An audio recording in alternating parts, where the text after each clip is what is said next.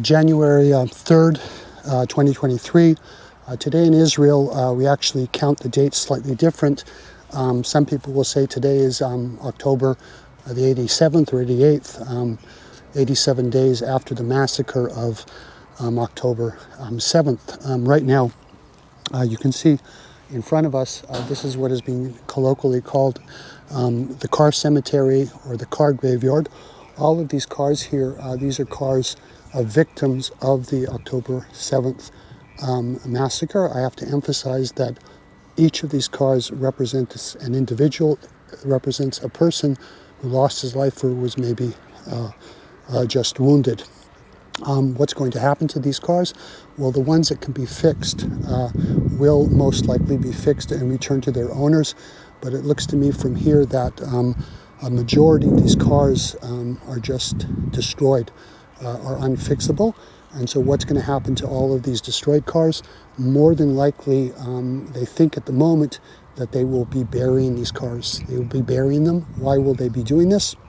Because in Judaism, it is terribly, terribly important to treat the dead with respect and with honor. And they believe that there are still remnants of the dead, of the murdered in these cars.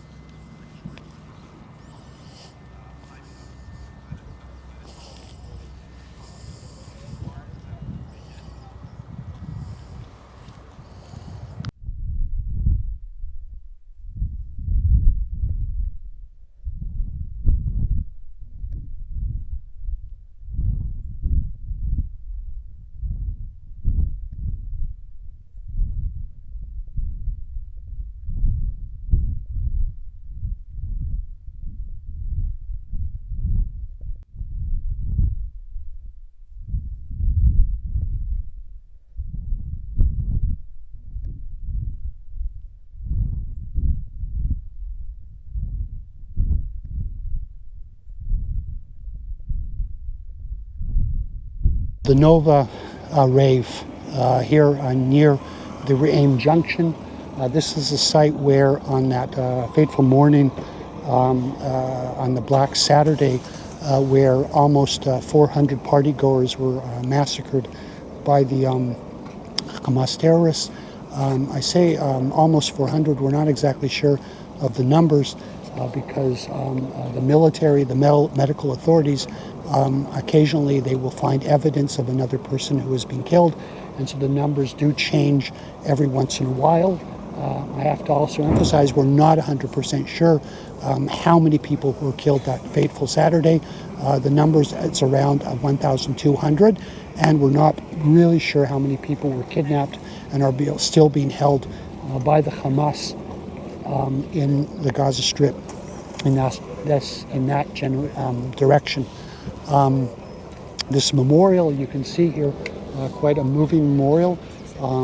It is not a permanent memorial. I assume that sometime in a later date there will be a more permanent memorial set up, something to remember all of these people by.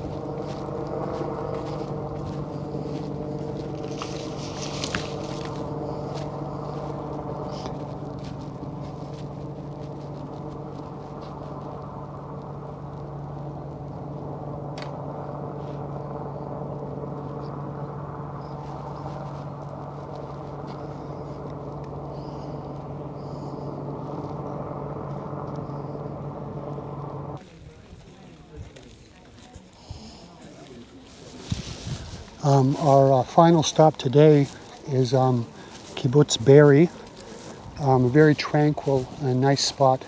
As you can see, Kibbutz Be'eri was probably the hardest hit by all the communities down here in southern Israel on October 7th. This kibbutz has had 1,200 members. Out of those 1,200 members, there were 95 of its members killed, almost 10% of the population, and another, if I'm correct, 35 members kidnapped by the Hamas. Truly a devastating number.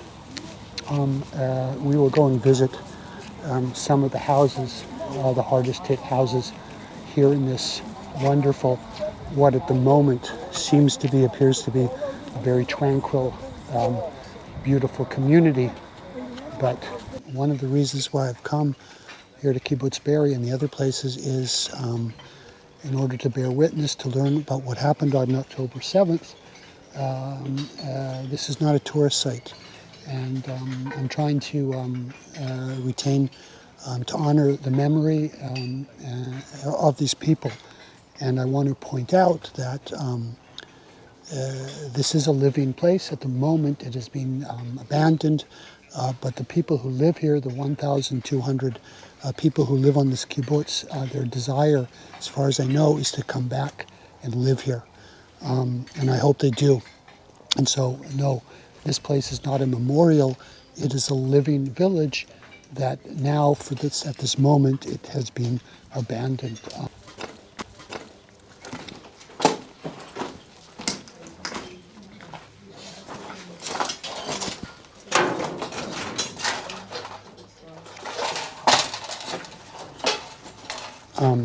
One of the things that it's difficult to get across in this film is the smell. There's a pervasive, horrible smell here of smoke and fire and destruction, and need I say it, of death. Not a nice feeling.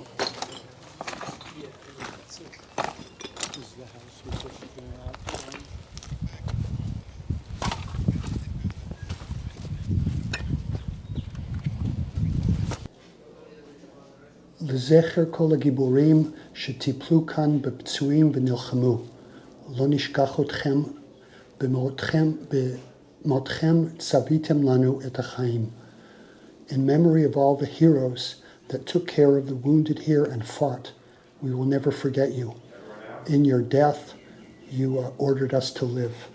Right now I'm in the medical or the dental clinic of the kibbutz, where essentially there was a last stand against the terrorists.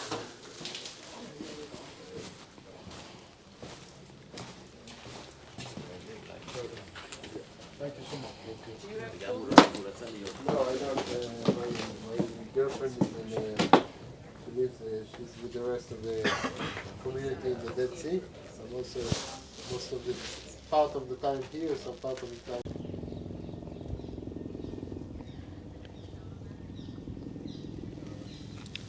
Well, that was our visit to the Kibbutz Be'eri and to the Gaza envelope. A difficult video, but I felt it was necessary to come and visit the place and to learn about what happened on October 7th, the Black Saturday. Hopefully in the future, I'll be able to do some more happier, uplifting videos. Thank you.